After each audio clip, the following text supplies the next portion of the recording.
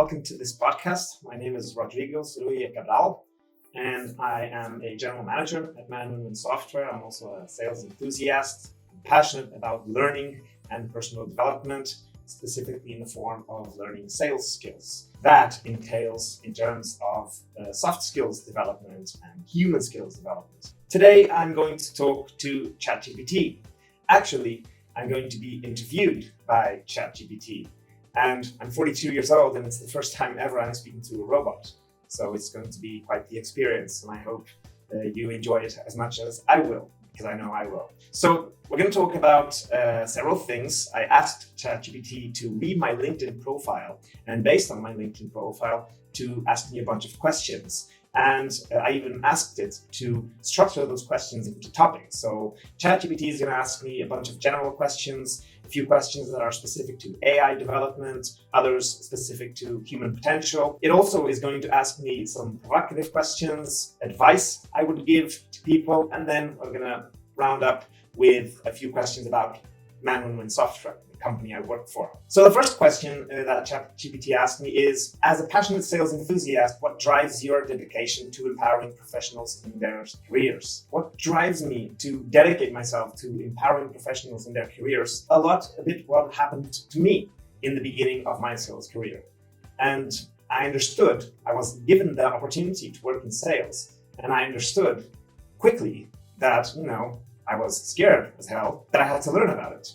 And I did do that. I read a bunch of books and I started applying what I learned. I studied those books, and I started applying what I learned. I started practicing and I got results. And that was a key moment, not just because of my professional career advancement, so to speak, but because I actually developed soft skills that, I didn't initially have. And this was a crucial moment because from that moment on, not only did my soft skills improve dramatically, my sales results also improved dramatically, but the biggest lesson of all was that learning something and applying it at work or in my personal life actually got me results. Being disciplined, being consistent, and doing what I had to do in order to achieve those results was the biggest learning of all. And this gave me a huge click because I realized that you can do that with, basically anything that you learn and apply and practice intensively. And so I started realizing that anyone for that matter, could do the same thing. And I believe that you just need a drive. You need to be pushed, or in this case, pulled by your drive, your purpose. And I had mine back then, and I was driven by it or pulled by it, whichever way you want to see it. And that was, I think, the biggest key takeaway from that experience. And what drives my dedication to empowering professionals in their careers, this drives me. The fact that it is possible and achievable for anyone to learn sales skills, to learn guitar skills, to learn about programming and whatnot. And this is really the reason why I wake up every morning and I look at the people that I work with, and I am actually driven to get them to learn new skills, get them to evolve, actually, and of course, progress in the work they deliver and the value they deliver to the company, evidently, but also value that they deliver to themselves and how they grow as professionals and as people. The other question I was asked, second question is, with your extensive experience in sales and marketing, could you share a particularly impactful training or strategy that you have implemented worldwide? I'd say a crucial one, not the only one, of course. So the most crucial one, I would say, would be dealing with the price objection. In other words, what would you, salesperson, say to a potential client who just told you that your price is too high or that your competitor has a much lower price and they are inclined to go for that? What do you say? And believe me, in my experience, years of experience have told me that this is the question that, number one, salespeople most fear, and number two, salespeople are most sloppy about because they become stressful, they become anxious, they think they're going to lose the deal.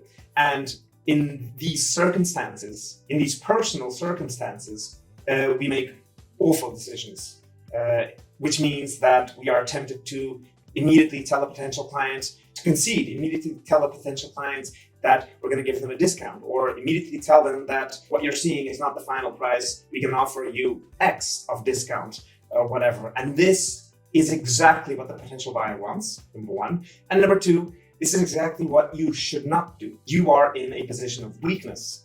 The moment that the price becomes an issue and you don't know what to say, you are immediately in a position of weakness. And of course, if we know what to say in these circumstances, if we know exactly what to say to defend ourselves against this price objection, then we are in a magnificent position to kind of hold the ground in terms of pricing, to defend ourselves. And here's the most impactful training strategy that I implemented worldwide. I taught people, specifically our partner network, how they deal with a price objection.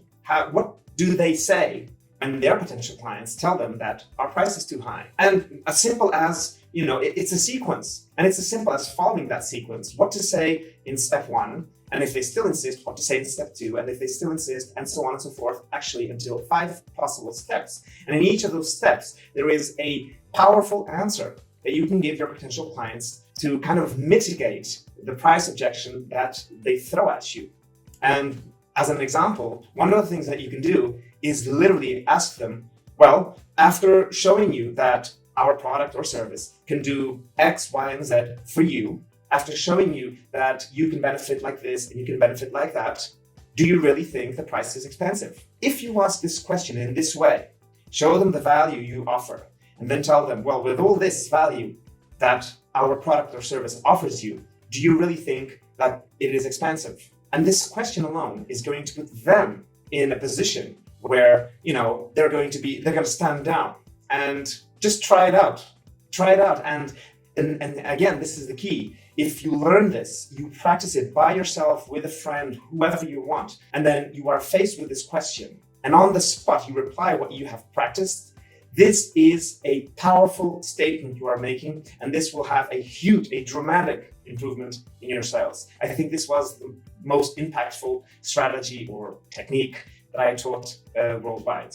The next question I was asked is about team management. And ChatGPT asked me, team management is a crucial aspect of fostering a thriving work environment. What are some key strategies you employ to nurture and motivate your team for enhanced productivity? And this is a tough one, but yeah, team management is crucial. That's obvious for me and for the culture we have at our company. Some key strategies that we employ to nurture and motivate our team for enhanced productivity, I'd say, evidently never stop learning. That's for one. Do good work. Don't just settle for okay, and don't look for perfect. Just do good work, okay? And of course, we prioritize their personal time. That's obviously one of our most important principles in our company DNA, prioritizing personal lives.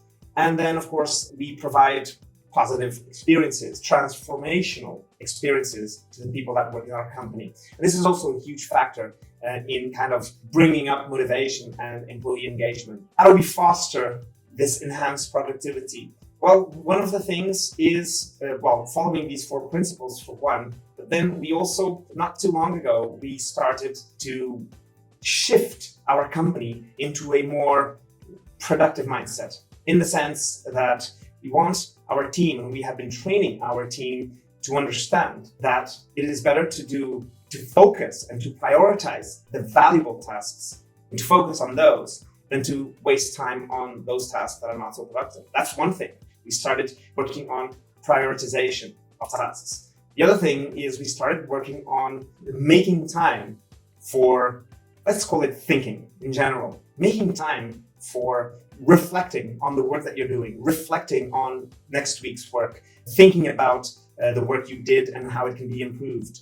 This making time is also, once again, focusing on valuable tasks. It's not a task with a specific outcome. It is just a task that is necessary for you to stop the urgency of your day-to-day and just reflect on what you're doing, how you're doing it, and how it can be improved. This is mind-blowing improvement, at least in my day-to-day. It was a huge improvement, and we're trying to disseminate that throughout the company. The next question was, personal development and continuous learning are essential for long-term success. Can you share a specific example of how investing in your own growth has positively impacted your career? Well, I shared the example before in sales, when I first got into sales. So I'll share the second major example that I would say had a tremendous impact in my career. So back in 2012, I went to do a sales training course at the company Healthweight in the UK, and they are excellent because they do a lot of research in sales behavior, sales and business behaviors in general, and then they take that research and create training courses based on the results of that research. So it's a very practical, very science-backed training. And when I went there, I went for a training called Spin Selling, SPIN, it's an acronym, and it's a value-based training. It's a consultative selling.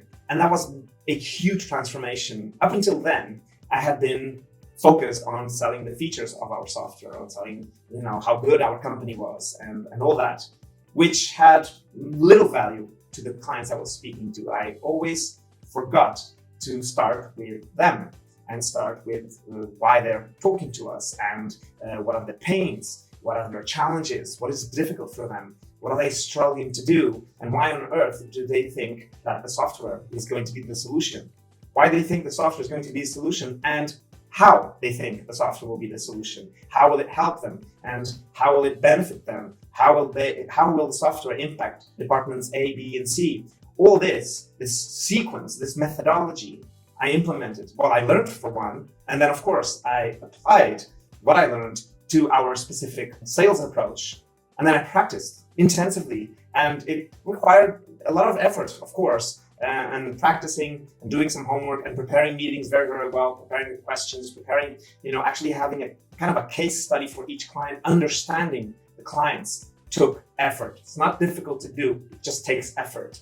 And I think that was a major breakthrough and a major reveal of how investing in my own growth had a positive impact in my career. The next question ChatGPT asked me was, as someone with a results-driven approach, could you highlight a specific instance where you delivered tangible outcomes through an effective sales and marketing strategy? I can, actually. A specific instance where I delivered tangible outcomes. I'll talk to you about an experience I had after going through a negotiation skills training course. My first negotiation after going to a negotiation skills training course. So I went to the course, and once again, I studied everything, I learned everything, and I started applying it to our specific day-to-day sales approach. And I had to prepare my first negotiation, and I did thoroughly. And I invested some time in preparing several scenarios, what would be negotiated, what would be conceded, if they asked for this, what would I ask in return. Everything was prepared. And I went there, and it was me facing 6 people. And those 6 people, as if I were an exam in high school with a bunch of teachers in front of me asking questions, and I was there just by myself with my notes in front of me answering. And I prepared. I studied for the tests. And in the end, long story short, in the end, I had a target, which I exceeded a little bit. And I defended myself against 6 people that were pulling or pushing the price that initially was suggested, was quoted. They were pushing it down as much as possible. And had 2 of those people were from purchasing departments, which have KPIs to actually reduce the amount of the initial quotes. They have KPIs attached to these cost reduction or price reductions, if you will, or discounts. I was attacked, so to speak, with several negotiation suggestions, proposals, and low ones for that matter. At some point, one of them actually got up and said, well, there's a competitor that does about 60% of your price. So thank you for coming, and we'll speak soon. And he left. And I just stayed there. I continued the conversation with all the other 5. And at some point, that person comes back, and we're back to where we initially started. So I didn't cave. And once again, I didn't cave because I was prepared. And this was a tangible outcome through an effective sales strategy that happened to me. The next question is, in your opinion, what are the key qualities that differentiate a successful sales professional from an average one? This is not an easy one. For one, well, I would divide this question in 2 parts. Well, I would divide my answer in 2 parts. The first is a more personality traits kind of answer, and the second one is a more, let's say, purpose-driven answer. So in the personality traits, I'd say the key qualities that differentiate a successful sales professional from an average one, I'd say communication skills, which of course include empathy, include listening or active listening. I would say also confidence, knowing your stuff, knowing what you are talking about, knowing market trends, knowing your competitors, knowing what your products or service offers, knowing your product or service limitations, and all that, and how to respond to this. And all that is, I would say, a positive differentiator between a successful sales professional and an average one. On the personality traits level, on a more overview level, I'd say a successful sales professional would differentiate themselves from an average one for, I would say, an obsession for continuous learning. That, without a doubt, someone who is constantly learning and applying what they learn, I feel is probably the most important trait of a successful salesperson because it impacts everything else. Communication skills, you can learn those. You can practice those. Listening skills, you can practice those too. Presentation skills, evidently, it's easy. You just need the drive to practice, which brings me to the second feature, overarching feature of the person that distinguishes a successful salesperson from an average one. The first one I said is an obsession with learning and applying new skills. The second one I would say is having a proper purpose in place, having a good driver to these goals. I mean, as adults, when we learn, it's very different from learning when you're a kid. When you learn, adults need drive. Adults need to know how they're going to benefit from this. And it's pretty easy for us to understand, okay, I'm going to invest time and effort in that. What is that going to bring me later on? We're very rational about the way we invest time and effort in training. That's how we learn stuff. And that's how adults learn. This is adult learning theory, or andragogy, for that matter. One of those concepts of that theory. We need to know what we are going to benefit from it. So I think in terms of key differentiators between a successful salesperson and an average salesperson, I would say these personality traits that I mentioned, all of which are learnable. Okay, anyone can learn those personality traits that differentiate successful salespeople from not successful. And of course, an overarching differentiation, I would say at least two things: an obsession with learning, absolutely, and applying those skills that you learn in your day-to-day, and definitely having a driver for all this, understanding why are you doing this, because that is what is going to move you for action. And this driver, in my case, and I think it should be the case for all salespeople, is to do sales not for the sake of making money or for the sake of personal ambition. There's an ulterior motive in my case that drives me, a genuine desire to have our clients, or the potential clients I speak to, a genuine desire that our potential clients, the clients I speak to, actually benefit from what I am providing to them. This for me is the big driver. I am informed and knowledgeable in what I do. I keep learning obsessively. I have a driver behind this obsession, so to speak, to do my work right, and to learn, to sell in the right way, to understand our clients, etc., etc. And the driver is to actually understand how what we sell, how our software is going to benefit them. And of course, in the end, to actually see or listen from them that the software is actually providing them with the benefits that, well, for one, that I initially told them, but most importantly, that they are benefiting from this decision that they made, from this investment that they made with our company. It provides me with confidence to go up to other potential clients and to tell them that this is how we roll. It's a huge driver for my actions, for the way I approach sales in general, and for the way I keep informed and learning skills and applying those skills. Here's another question by ChatGPT. How do you stay up to date with the latest trends and advancements in the ever-evolving field of technology and incorporate them into your sales and training strategies? Okay, so how do I stay up to date, and how do I incorporate this in sales and training strategies? For one, I stay up to date. I make time. Actually, let me rephrase. I make use of the time that I have available, so to speak, when I am waiting. Well, instead of scrolling for social media, I am more inclined to listen to a podcast about artificial intelligence, or listen to audiobook about mental health at work, or about sales in a sense. This, once again, was a major breakthrough for me.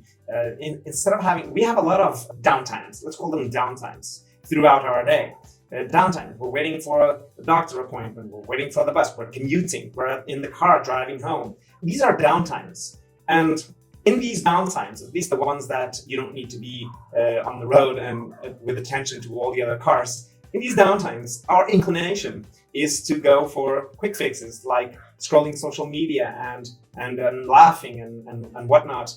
And of course, if you think about it, how would you rather spend 30 minutes of downtime? Scrolling social media and having fun there, or actually investing in listening to a podcast or to an audiobook and learning about one new thing? Of course, the answer is clear. You say, or we say, that we want to do this, but in the end we do that. That's how we are wired.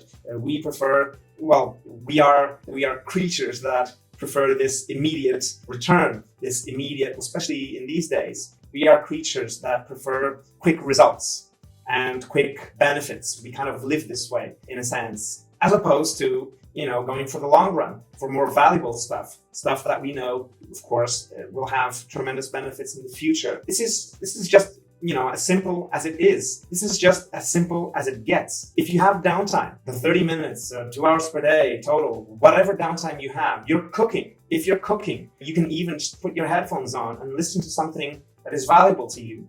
Or to the work that you do, or to the kids that you raise at home, or to a business endeavor you are working on, or for a sport that you want to master, or for any skill that you want to master for that matter. It is what you do with your time that counts. And in regards to downtime, this is how I feel we should invest our downtimes. So answering the question, how do I stay up to date? I fill in these downtimes with knowledge from several sources, podcasts, audiobooks, and sometimes actually reading a book. All this is how I stay up to date. How I incorporate this into our training strategies at our company.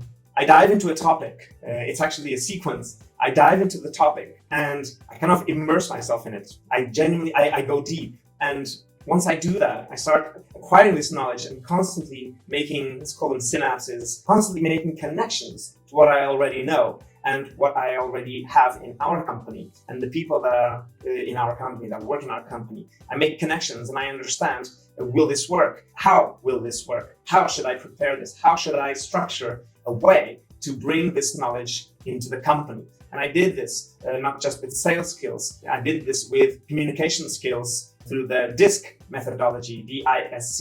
Again, I immersed myself in it. I went through several training courses. I read a ton of books. I spoke to a few people that are experts in this area. And then I designed a course. I designed kind of so how is this going to work in our company? And I designed how it was going to work in our company. And once that was laid out, I then scheduled a training course. And I got everyone understanding what DISC is and how it is relevant. How is it relevant for communication skills? Not just our own communication styles, but those of other people that we communicate with. So this is the sequence that I go through to incorporate this in our sales and trading strategies. The other question is, can you share a valuable lesson you've learned throughout your career journey that you believe every professional should know and apply to progress in their careers? The valuable lesson is anything can be learned so long as you put in the effort. I think this is the most valuable thing that I could tell anyone who comes to me for career advice. What should I do to progress in my career? You should focus on a topic that is relevant to you and to the company you work for, but most importantly, you should choose a topic that is relevant to you as a professional and dive into that topic. Just go deep on that topic and then start applying it. And this is really key. Learn it, but start using it. Otherwise, you'll lose it. If you don't use it, you'll lose it. Goes the saying, right? And this is the valuable lesson here. Learn something and use it. And you will see how this is beneficial. And I would say this is the most valuable lesson I learned throughout my career, and that I believe every professional should know and apply to their own careers for progress. The other provocative question asked by ChatGPT is, why do you do the work that you do? Why do I do the work that I do? That is a provocative question. It can go quite deep. This reminds me, of course, of the famous book, Start With Why by Simon Sinek. I love that book. I read it twice already. And it changed the way I see not just my own personal life, but the work that we do and why we do it exactly. So it got me to reflect on that. Actually, during the pandemic that happened, I had some time available and I filled in that time with some reflection on, why does our company do what we do? And why do I do what I do? And it's interesting. The question by ChatGPT was, why do I do the work that I do? I like investing in people. I like spending time with them, to understand them, to see their motivators are, to see how they're doing, where they're going, if they know where they're going. And I like that. I like to establish this. I like to establish these connections with people, and I like to invest my time in them. When I know that there is a driver on the other side, there is a driver pulling them to progress on personal or professional levels, or both even. Well, ideally both. And I do that because in the end, we both benefit from it. I, for one, benefit, of course, for seeing someone that I helped, or that I nurtured in a way, that I mentored, that I taught some new skills, that I followed up regularly, etc., etc. I like to see them, let's call them blossom, in a sense. I like to see them, progressing in their careers, in their personal lives even. And I do see this. And this is, for me, sales results aside, company and whatnot, this for me is the important part. People at our company switch departments relatively often. And the reason for that is that we are very careful, specifically me, this is my role as GM, one of my roles as GM. I'm very careful understanding what is the potential, what are the competencies of this person, what is the potential, what makes them, engaged. What is the work that will make them engaged, happy, with a sense of fulfillment? What is the work that they would do that would make them engaged? And after I understand this, eventually they are reassigned in departments. Everyone in our company is doing work that they like, that they enjoy, that they are fulfilled by, that challenges them also.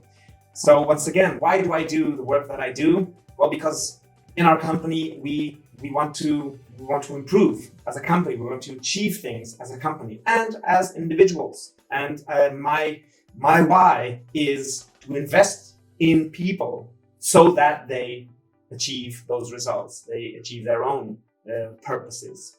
And this is why I do what I do.